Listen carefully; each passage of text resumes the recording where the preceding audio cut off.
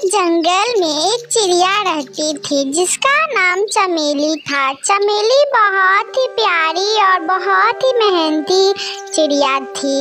वह मोर के साथियों के इकट्ठा करती और वह घोंसले में बैठी थी।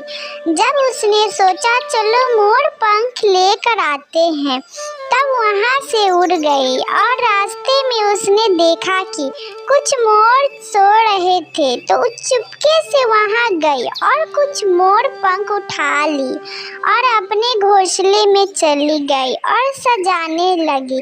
तभी दूसरी पक्षी आती है, उसका नाम था क्यूटी। क्यूटी बोलती है, चमेली बहन तुम क्या कर रही हो?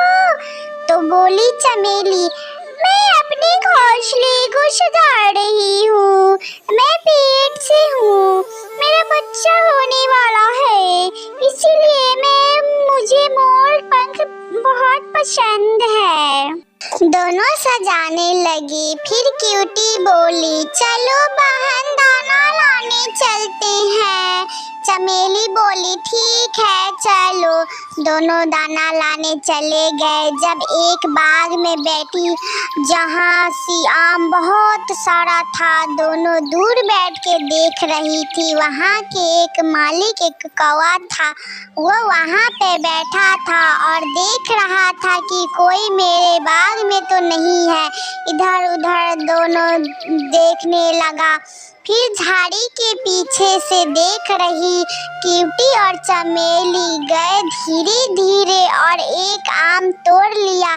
जब दोनों आम तोड़ रहे थे तो कौवा देख लिया और आके बोला, तुम दोनों कौन हो जो मेरे बाग में आम तोड़ रहे हो? तुम्हारी इतनी हिम्मत? और तुम? क्यूटी डर गई और बोली, मुझे बहुत जोर से भूख लगी है, हम दोनों देख रहे आम लगी थी इसलिए हम आम तोड़ रहे हैं। तब कौवा बोला, चलो तुम दोनों सरपंच जी के पास। चमेली और क्यूटी कौवा परंतु सरपंच जी के पास गए। कौवा बोला, सरपंच जी ये दोनों बाग में आम तोड़ रहे थे।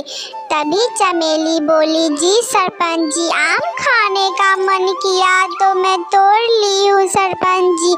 सरपंच जी बोले, तुम दोनों को सजा मिलेगा। तो चमेली बोली रोते हुए, सरपंच जी मैं पेट से हूँ, मैं कुछ दिन में अंडे देने वाली हूँ, मुझे छोड़ दीजिए। सरपंच जी बोला, ठीक है आगे से गलती नहीं करना। फिर दोनों बोले, ठीक है अब कभी गलती नहीं करेंगे। चमेली बोली, जी सरपंच जी आगे से खाने का मन करेगा तो मैं पूछ के मांग के तोड़ लूँगी, मुझे इस बार माफ़ कर दीजिएगा।